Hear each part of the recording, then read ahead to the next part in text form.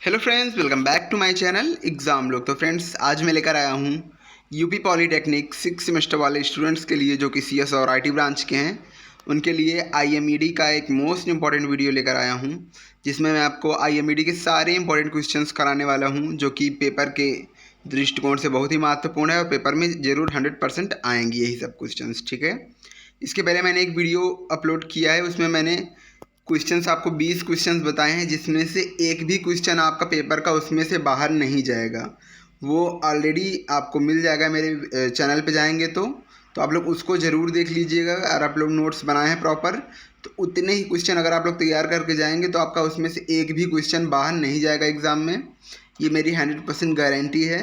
पिछले 3 सेमेस्टर से ऐसा हो रहा कि मैं जो बता रहा हूँ 10-15 क्वेश्चन उसी में से सारे क्वेश्चन पूछे जा रहे हैं। ठीक है, तो आप लोग खुद देख लीजिएगा, मैं बड़ी बड़ी बातें नहीं कर रहा हूँ। तो चलिए पहले शुरू करते हैं ये वाला वीडियो। ठीक है, तो पहला क्वेश्चन हम लोग देखेंगे कि उद्यमी क्या होता है, व्हाट इज़ एंटरप्रेन्योर। ठीक है, तो एंटरप्रेन्योर शब्द एक व्यक्ति को दर्शाता है जो एक स्थापित संगठन या कंपनी में उद्यमी गुणों और व्यवहारों का प्रदर्शन करता है। ठीक है, उद्यमी गुण क्या होता है, एंटरप्रेन्योरशिप क्वालिटी क्या होती है, अभी हम सब पढ़ेंगे। ठीक है, तो एंटरप्रेन्योर उद्यमी के स्वभाव, जोखिम उठाने की योग्यता और सक्रियता को साझा करते हुए मौजूदा संगठन की संरचना के अंदर कार्य करता है। ठीक है, देखिए जोखिम उठाने की योग्यता, देखिए मैंने जो इम्पोर्टेंट वर्ड्स है इसको हाईलाइट किया है रेड पेन से। तो देखिए पहले जोखिम उठाने की योग्यता, मतलब कि अगर हम कोई भी बिजनेस ओपन कर रहे हैं तो वो जोखिम ही है ना, कि कहीं वो बिजनेस चले कि ना चले, तो वो ये भी एक जोखिम ही तो हुआ। ठीक है, और उसके बाद क्या हुआ, वे सक्रिय रूप से प्रयास करते हैं, किन किन चीज़ों का प्रयास करते हैं अब हम वो देखेंगे। ठीक है, तो देखिए पहला नई संभावनाओं को पहचानने की। ठीक है, तो देखिए अगर हम कोई भी बिजनेस ओपन कर रहे हैं तो पहले हम ये भी पहचानेंगे कि हाँ, जो हम प्रोडक्ट लॉन्च कर रहे हैं वो पता नहीं चलेगा कि नहीं चलेगा, तो यही है नई संभावनाओं को पहचानने की। ठीक है, सेकंड है प्रतिक्रियाओं को सुधारने की। ठीक है, जो हम काम कर रहे हैं जो उसमें गड़बड़ी हो उसको सुधारना बहुत ज़रूरी है। उसके बाद तीसरा है नए प्रोडक्ट या सेवाओं को विकसित करने की। देखिए कोई भी कंपनी होती है, अगर वो नया नया प्रोडक्ट लॉन्च करती है, नई नई सर्विसेज लॉन्च करती है, तो लोग ज़्यादा अट्रैक्ट होते हैं उन सर्विस और प्रोडक्ट्स के तरफ। ठीक है, तो ये था 3 पॉइंट्स। उसके बाद चलिए हम और आगे देखते हैं। और देखिए प्रतिक्रियाओं को सुधारने की ये हम देख चुके हैं। चौथा देखिए बाजार के ओपन एरिया की पहचान। देखिए ये भी पहचान जरूरी होनी चाहिए। अगर देखिए अगर हम कोई कहीं एकांत में अपनी शॉप खोलेंगे, अपनी कंपनी डालेंगे, तो बहुत कम लोग आएंगे। ठीक है, यही अगर हम बीच बाजार या फिर चौराहे पर खोलेंगे अपना शॉप, तो फिर ज़्यादा कस्टमर्स आएंगे। तो यही है, बाजार के ओपन एरिया की पहचान बहुत ज़रूरी है। ठीक है, और उसके बाद है संगठन की वृद्धि और सफलता में योगदान देना। ठीक है, तो ऑर्गेनाइजेशन की वृद्धि और सफलता में योगदान, ये भी है 5वां पॉइंट हमारा। अब चलिए देखते हैं एंटरप्रेन्योर के कार्य क्या क्या होते हैं, एक उद्यमी के कौन कौन से कार्य होते हैं, अब हम ये देखेंगे। ठीक है, तो देखिए नवीनता और आविष्कार। देखिए जो भी एंटरप्रेन्योर होता है वो नए नए प्रोडक्ट को लॉन्च करता है, यही है नवीनता और आविष्कार। ठीक है, दूसरा है व्यापारी योजना तैयार करना, मतलब पूरा डिटेल रखना कि हाँ कि ये प्रोडक्ट लॉन्च करेंगे तो हमें इतना फ़ायदा होगा, इसके बाद हम ये करेंगे वो करेंगे, तो सारा व्यापारी योजना आपको तैयार रखना पड़ता है। वित्तीय प्रबंधन। ठीक है, देखिए आपको पैसे का तो मैनेजमेंट करना ही होता है, क्योंकि बिना पैसे के हम कोई भी काम स्टार्ट नहीं कर सकते, तो यह है वित्तीय प्रबंधन। ठीक है, इकोनॉमिकल मैनेजमेंट। उसके बाद क्या है संचालन और प्रबंधन।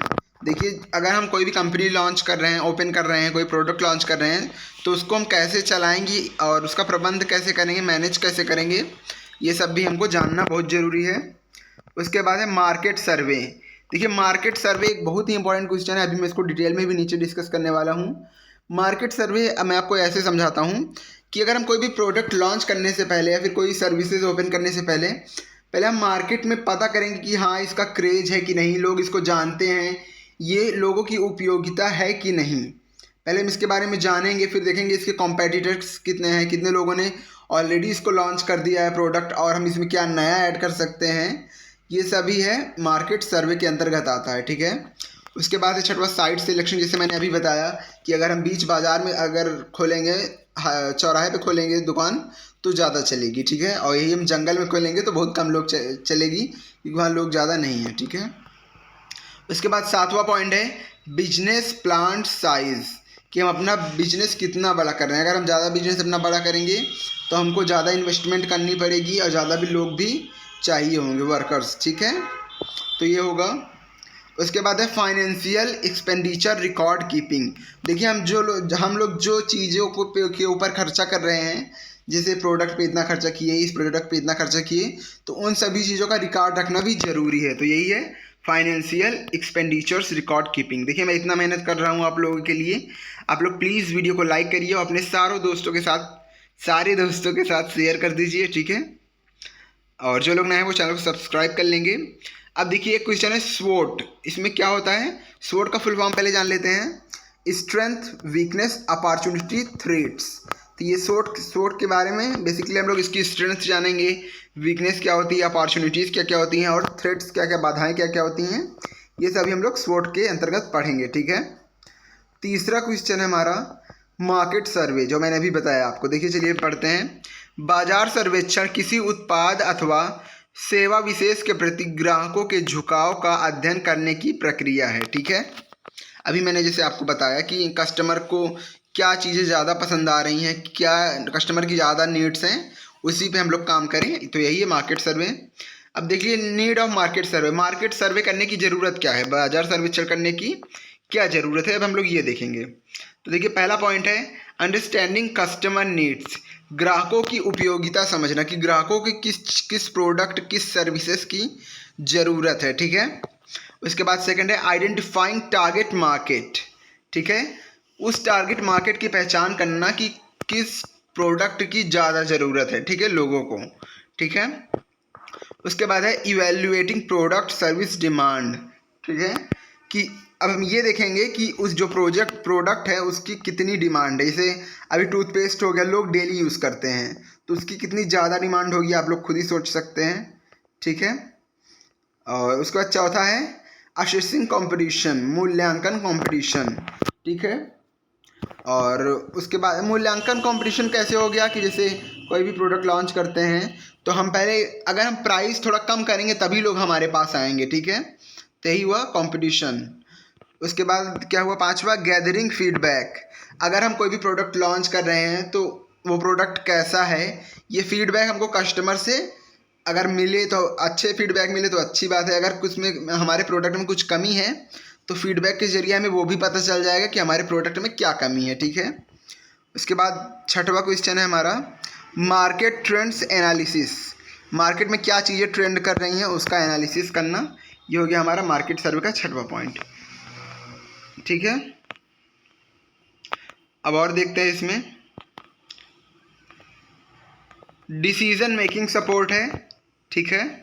उसके बाद टाइप्स ऑफ मार्केट सर्वे देखेंगे कि कितने प्रकार के मार्केट सर्वे होते हैं, ठीक है। तो देखिए पहले demographic surveys, customer satisfaction surveys. देखिए मैंने जो इम्पोर्टेंट है उसमें एस्ट्रिक स्टार लगा रखा हुआ है रेड पेन से, आप लोग उसको ज़रूर पढ़िएगा।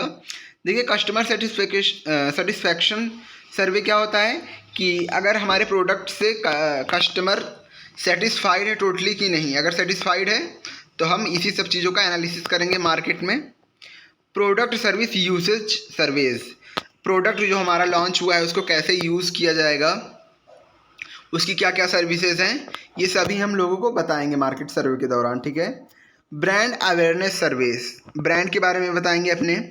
कॉम्पिटिटिव एनालिसिस सर्वेज, ठीक है, हम ये भी देखेंगे कि हाँ हमारे कंपटीशन में कौन सा प्रोडक्ट लॉन्च हुआ है मार्केट में या फिर कौन सी सर्विसेज लॉन्च हुई हैं, ठीक है।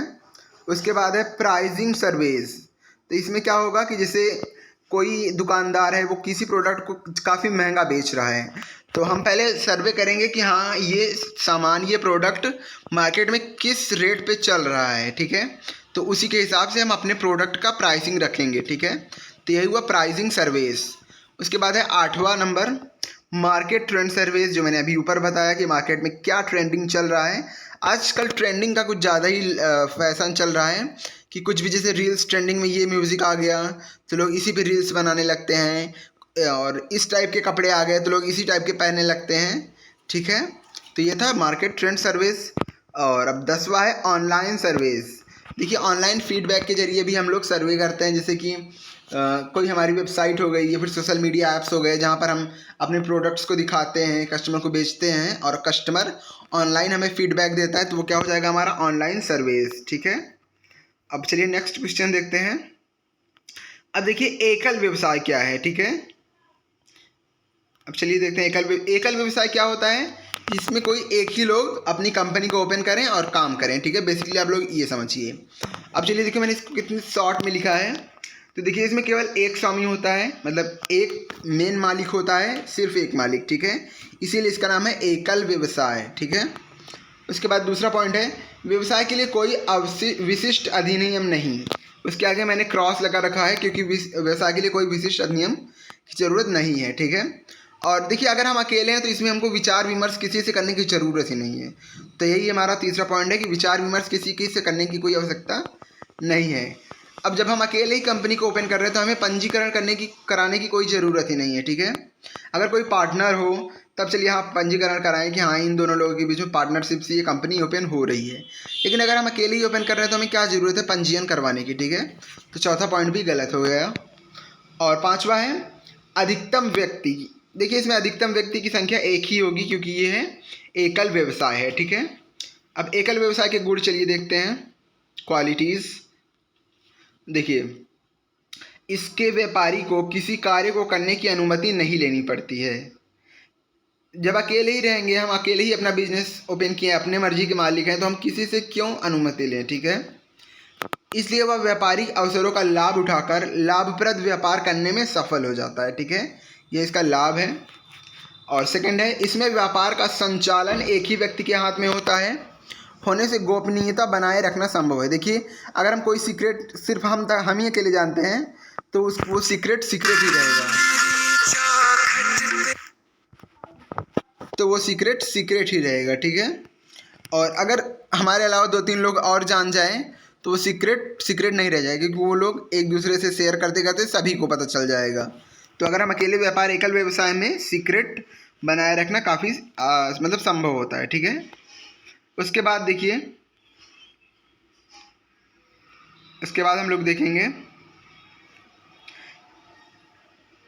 इसमें व्यापारी ग्राहक के सीधे संपर्क में आता है, अथवा ग्राहक की रुचियों से भी परिचित रहता है। ठीक है, लोगों क्या पसंद है ग्राहक को क्या नहीं वो सब जानता है क्योंकि वो सीधे संपर्क में रहता है। ठीक है, और इसमें कर्मचारियों के साथ सीधे संबंध संभव है, अतः उनसे मधुर संबंध बनाए रखने में सुविधा होती है। ठीक है, और यह बिना कानूनी अड़चनों के प्रारंभ किया जा सकता है। ठीक है, और होने वाले सभी लाभ मालिक को ही मिलता है, क्योंकि अगर वही ओपन कर रहा है तो उसी को, जाहिर सी बात है, उसी को मिलेगा सारा लाभ, इसलिए वह अपनी योग्यता और रुचि से कार्य करता है। ठीक है, उसके बाद देखेंगे एकल व्यवसाय की क्या क्या लिमिटेशंस हैं, मतलब क्या क्या हानियां हैं। ठीक है, तो पूंजी सीमित होने के कारण आधुनिक फैक्ट्री लगाना संभव नहीं है।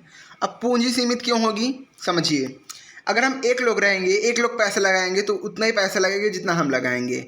अगर 2 लोग रहेंगे तो 2 लोग पैसा लगाएंगे तो ज़्यादा प्रोडक्ट लॉन्च कर पाएंगे, ज़्यादा सामान ला पाएंगे हम लोग, ज़्यादा अपने वर्कर्स रख पाएंगे, तो बड़ी फैक्ट्री लगाना संभव हो जाएगा।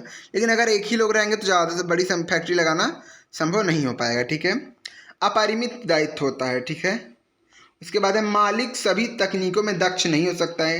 देखिए अगर एक ही लोग हैं तो उनको सभी चीज़ों के बारे में ज़रूरी नहीं कि नॉलेज हो, अगर 2 लोग रहते हैं तो दिमाग बढ़ता है और भी चीज़ें पता चलती हैं। चौथा है व्यवसाय का विस्तार सीमित होता है। ठीक है, क्योंकि अकेले हैं तो हमको पता है कि हाँ हम अपना बिजनेस इतनी दूर तक ही ले जा सकते हैं, लेकिन अगर उसमें 1-2 और को फाउंडर्स या को बिजनेस पार्टनर्स आ जाएँ तो क्या होगा, हमारे व्यवसाय का विस्तार हो जाएगा। ठीक है, एक्सपेंड हो जाएगा हमारा बिजनेस।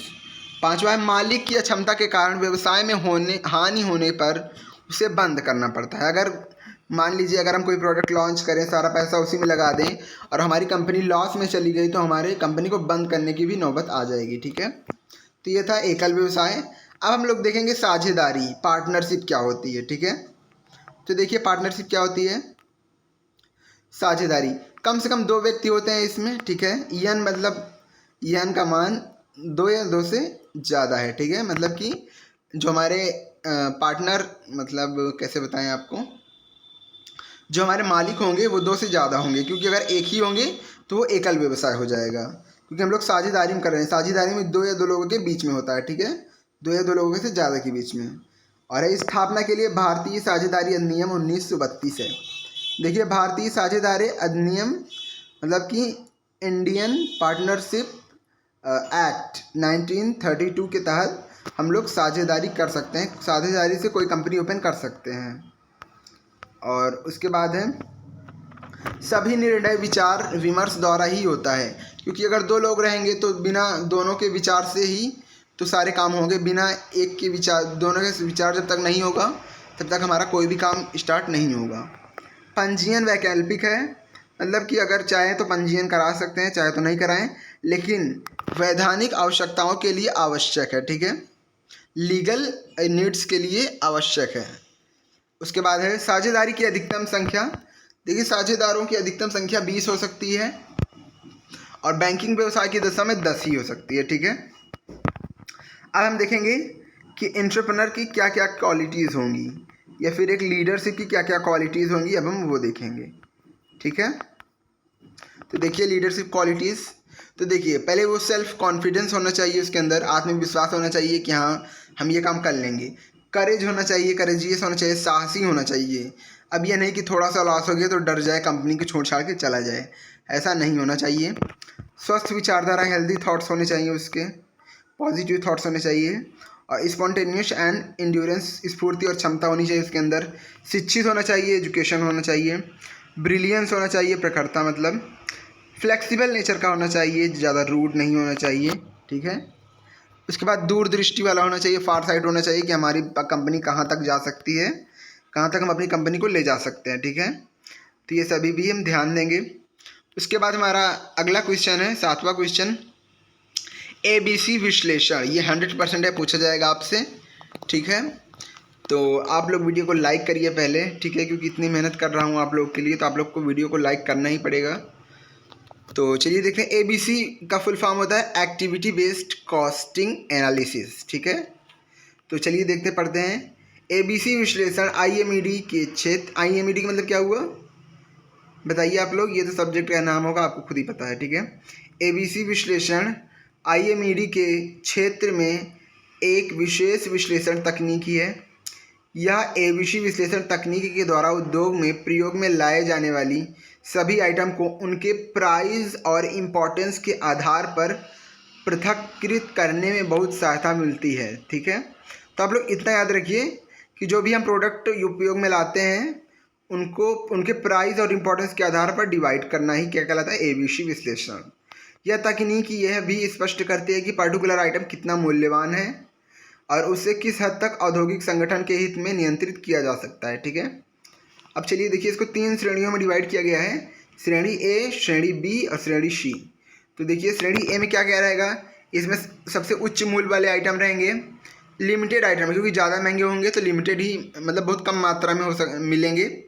महंगे होंगे, स्मॉल क्वांटिटी में खरीदे जा सकते हैं, बहुत ज़्यादा नहीं खरीद सकते हैं, कम से कम मतलब बहुत कम मात्रा में खरीद सकते हैं, क्योंकि महंगा है तो और ज़्यादा उपलब्ध भी नहीं है तो कम ही मात्रा में खरीदेंगे हम लोग।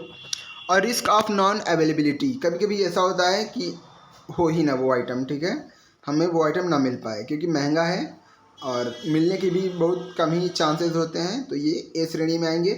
अब B श्रेणी में कौन से आएंगे, इसमें मीडियम प्राइस वाले आइटम्स आते हैं, ठीक है। और B श्रेणी वाले प्राइस का आइटम क्या होता है, A श्रेणी से कम होता है और C वाली श्रेणी से ज़्यादा होता है इसका मूल्य, ठीक है।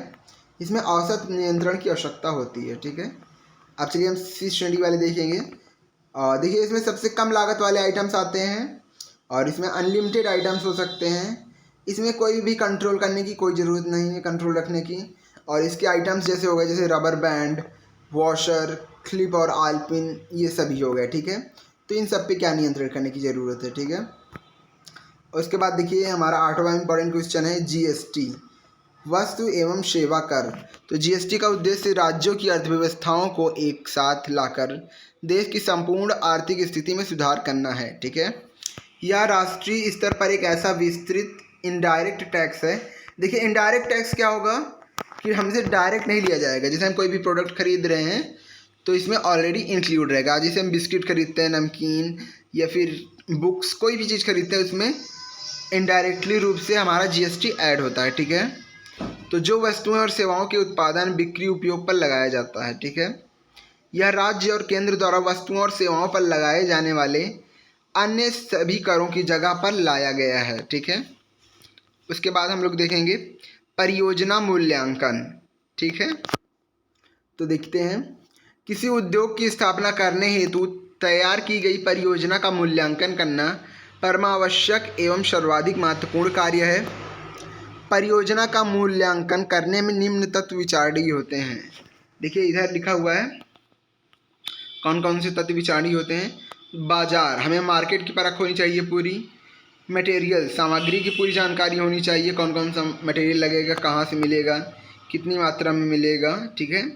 मशीनरी की सारी जानकारी होनी चाहिए कि हमारा प्रोडक्ट इस मशीन में बनेगा, कैसे बनेगा, मशीनरी का कार्य क्या है, कैसे कंट्रोल किया जाएगा, वर्किंग प्रोसेस क्या होगा, ये सभी हमारा मशीनरी के अंतर्गत होगा।